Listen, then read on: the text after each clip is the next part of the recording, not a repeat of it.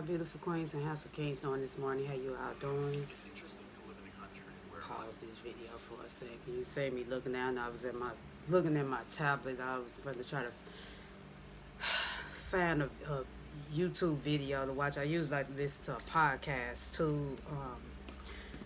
Podcast in the morning, but happy Sunday. I was currently, you all to probably see like a little B-roll of me, probably somewhere in the beginning of this video. I was reading the Woman Evolved book. I told you all I've been had this book. I had read it. I think I purchased this book like maybe in 2021, 2022, maybe one of them years. I read it, but at the time, I feel like I kind of scanned through it, which wasn't a good idea because at that time I was working two jobs, so it was really hard trying to manage to read and work at that same time. Because sometimes I bring this book to work with me, but when I say this book is really, I'm on chapter one because I'm rereading again. I just finished chapter one. So I might read another chapter. I might start chapter two before I go to bed. But when I say Sarah Jakes Roberts, I feel like it was her calling to be a motivational speaker. Sarah Jakes Roberts is T.D. Jakes, T.D. Jakes' daughter. If you all never heard of her, and we all know who T.D. Jakes is, pastor. He also write films and movies. One of his movies that really touched me was Woman Thou Art Loose. Very inspiring, motivational movie, but it's really touching because I feel like so many people that might have experienced trauma or abuse in their lives can relate to that movie. But it was a very great movie. I might try to share, I don't know, I'll put it in the description box of this video once I do, when I get through editing and post this video up. But it's, you all might have heard of the movie, but it's a really great movie. But yeah, it's the way how she, just by reading chapter one, the way how she broke it down, and she talked a little bit about Eve and her misunderstanding, with Eve and the story. She kind of put herself in Eve's shoes so she can relate to Eve, but she also shares some of her personal life experiences that she encountered, and she, and then it's just a very touching chapter up so far. Just by, like I say, just the title of the book itself, what really had drew my attention, and of course the picture or the image of her. But I know from this watching her over because I followed her. I don't be on Instagram a lot no more. Instagram and all the other platforms just not my cup of tea no more.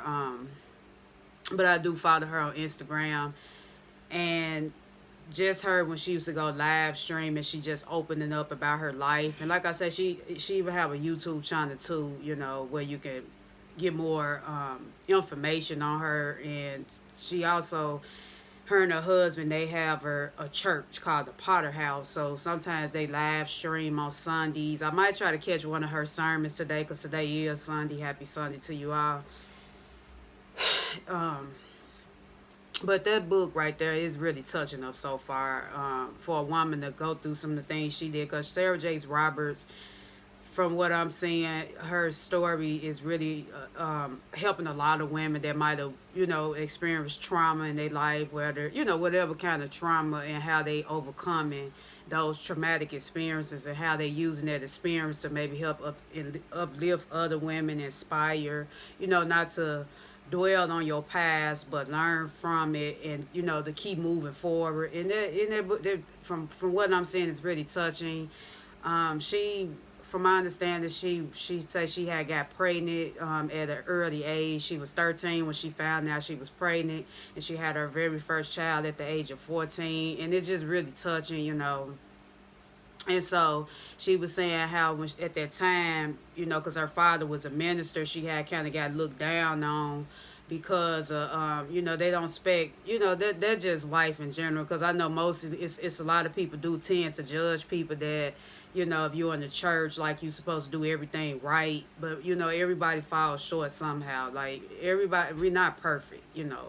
you live, you learn. When you come into this world, you have to learn, So it's like you're gonna make mistakes as you process through your journey in life, like, But you do have people when you're in the you go into church, they probably look at you more as a person that, you have to have it together and you shouldn't make mistakes. But I was watching a podcast a couple years ago when she was being interviewed with her father, and I forgot which, it was on YouTube, a YouTube video, but the lady was asking her, how she felt about becoming pregnant, having a teenage pregnant at such a young age, and just, she was opening up, telling the lady that, she had stopped going to church because people would judge her and look at her funny, and, because they felt like she, did things out of order, did things in the wrong way by, having a child out of wedlock, and then especially at such a young age, getting pregnant at that age. But, it's like people tend to judge you either way it go. Like, you can be doing right in your life, you can be doing some things not so good. Like, people gonna find something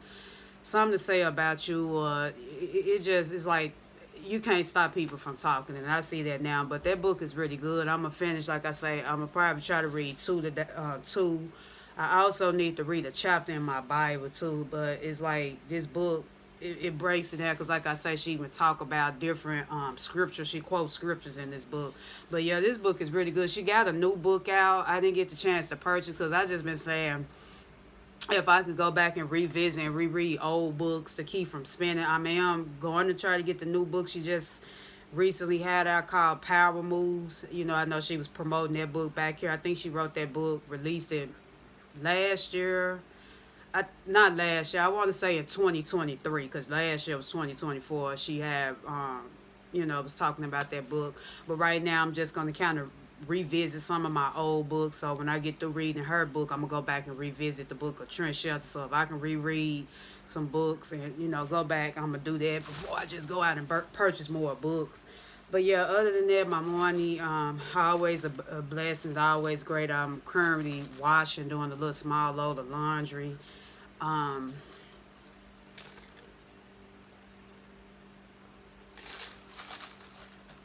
my iced coffee know it hit all the time, boy. I tell you, if anything I can do right and get good, is me a good iced coffee. But other than that, yeah, my morning been great. I do need to go in and put some more nail polish. I don't know, my nails, my natural nails, I guess because I do a lot with my hands, it seems like the polish just tends to come out so fast. But anyway, yeah, so it's like I said, I really don't have anything planned. I do need to, I think tomorrow, yeah, tomorrow is Monday. Yeah, tomorrow I need to try to go to this job and try to go on and get re-interviewed.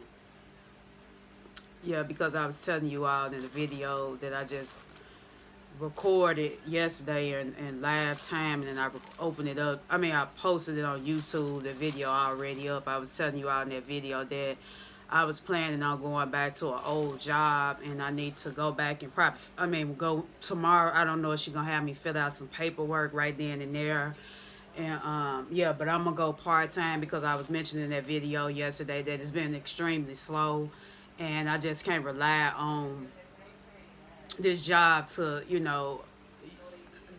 the way I'm looking at how life is now, I just can't rely on people to better my life. Not saying that a job going to better my life, but I just can't rely on what decision somebody going to make, and especially if it's affecting me. So if it's ways that I can figure out how I can continue to manage and survive during these times, if I have to, figure it out, that's how I've been doing it. And I know, most people probably look at it as not a good look to go back, but I look at it like this.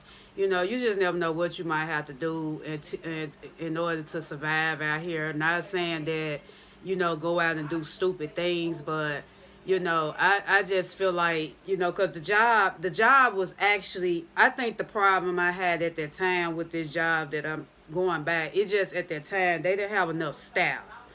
And it was too much work on 3 people at the time. It was 3 of us.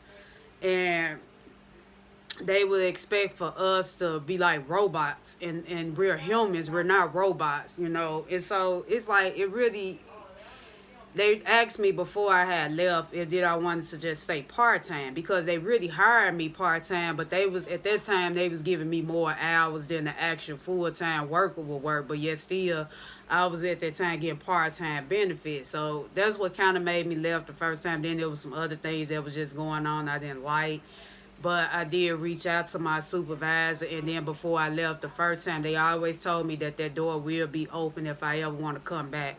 So I just been looking at it like that. So I just said I'll go back and just work part time. It's in the same industry, hotels. Y'all know that's. I've been telling you all this. All pretty much here in Memphis is hotels.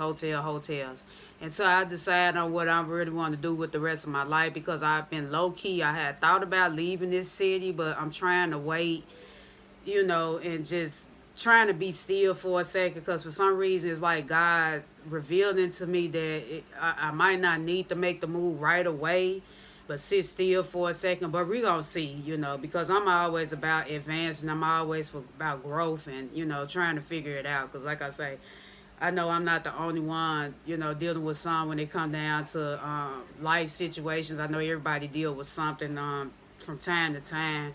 But I'm just learning that you have to, choose wisely. And not if you see something not right, you just try to have to figure out how can you, solve the problem. I would say it like that. That's the best way I could say. So yeah, because I have been applying for different jobs. Like I'm on my computer or tablet every day. Ain't nobody, like, the job market is really is really some. So I came across a comment on somebody's video was saying, because I had listened to a video because I had just got out the tub, and I was watching the tub about if you got jobs, if you got two jobs, whatever, how many jobs you working, even if it's not underpaid, just try to hold on to them, because the job market is challenging, because so many people is applying for jobs and they not hearing responses back right away, or they getting ghosted, or it's just been so much, which I can relate, because I have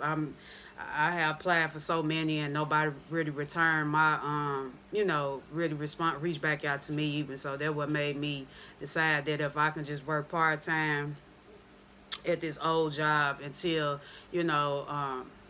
I don't know. I don't know what's gonna happen, but I'm just right now. I'm gonna have to manage two jobs. Something that I chose that I didn't want to do again, because I have worked two jobs before, and it's not a good feeling. But it's like I gotta have some type of money coming in besides just in case something go wrong with this first job. I still have something to fall back on. So that's how I've been looking at it. But yeah, you all, I think I'm a go on and find me a. I'm gonna go on and get into my. I'm gonna find me a. I'm gonna look. Can I talk? I'm gonna find me a uh try to look on Pinterest and see can I find me a sermon. I mean, not a sermon. Find a scripture that I want to read for my Bible, a scripture for strength. I be trying to find or Google and see can, it refer me to some. So yeah, I'm gonna go from there, and then I'll be tuning back in, or if not, then I'll be talking to you all.